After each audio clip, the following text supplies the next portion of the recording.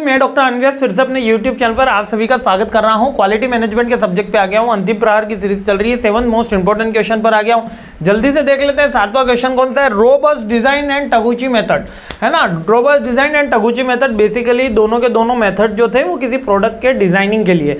टगुची method थोड़ा advance है, robust design थोड़ी सी ओल्ड अपन कह सकते हो। लेकिन दोनों क्या कह रहे हैं? दोनों प्रोडक्ट के डेवलपमेंट, दोनों प्रोडक्ट के क्वालिटी एश्योरेंस की बात कर रहे हैं।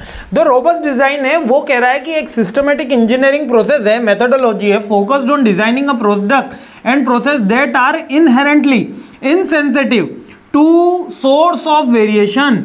The goal is to ensure consistent high quality performance even the faced on the unavoidable fluctuation in the manufacturing environmental condition and customer uses.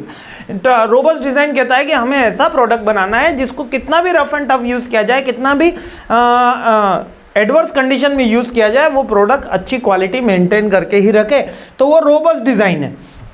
इसके की प्रिंसिपल ये कह रहे हैं कि वेरिएशन जितना भी होना चाहिए मिनिमम होना चाहिए, यानी प्रोडक्ट में चेंजेस नहीं आना चाहिए। नॉइज का फैक्टर रहता है, उसके प्रति अपन को इनसेंसिटिव हो जाना है, यानी कि एक्सटर्नल थ्रेट से अपन को इनसेंसिटिव हो जाना है। प्रिवेंशन ओवर डिटेक्शन, यानी कि पहले से ही अपन को ऐसा प्रोडक्ट बना देना है जो हर एनवायरमेंट में चले, ठीक है। कॉस्ट इफेक्टिवनेस होती है, इससे क्या होता है, हम प्रिवेंशन करते हैं तो इससे क्या होता है कि कॉस्ट इफेक्टिव होती है। दोनों ही के अंदर कॉस्ट इफेक्टिवनेस का पॉइंट अपन लिख सकते हैं। अब जब मैं टगुची मेथड में आता हूं, टगुची मेथड भी सेम मेथड यूज करता है, लेकिन ये थोड़ा सा और एडवांस है और ये कहता है कि एक सिस्टमेटिकल स्टैटिकल मेथड है, फिलोसॉफी है दैट ये कहता है कि अचीविंग रोबस्ट डिजाइन, जो हमने रोबस्ट डिजाइन की बात करी है उसी को अचीव करने से हम पैरामीटर डिजाइन पे पहुंच रहे हैं। पहले रोबोट डिजाइन था, पैरामीटर डिजाइन से पहुंच रहे हैं, जिसमें हम कह रहे हैं minimum quality loss of society. इसका ये कहना है कि रोबस्ट डिजाइन भी अच्छी है, लेकिन हम पैरामीटर डिजाइन पे पहुंच रहे हैं। हम ये केवल वेरिएशन पे बात नहीं कर रहे हैं, हम जो कह रहे हैं जो एग्जिस्टिंग प्रोडक्ट है, जो फेवरेबल कंडीशन है, उसमें भी ज्यादा बढ़िया परफॉर्मेंस करे, तो वो टगुची मेथड है ना। जो रोबस्ट डिजाइन है वो कह रहा है एडवर्स में तो बढ़िया करे, ये कह रहा है एडवर्स में करे और यहां भी करे, बट और ज्यादा अच्छा करे जो रोबस्ट डिजाइन से है।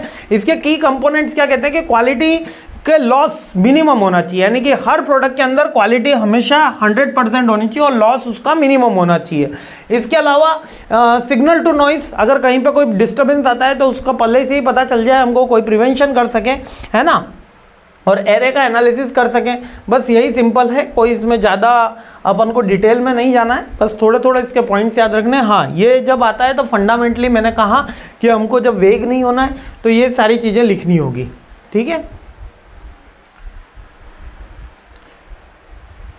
हाँ, चलिए आगे बढ़ते हैं और आधी सीरीज कंप्लीट हो गई, आगे बढ़ते हैं। जय हिंद।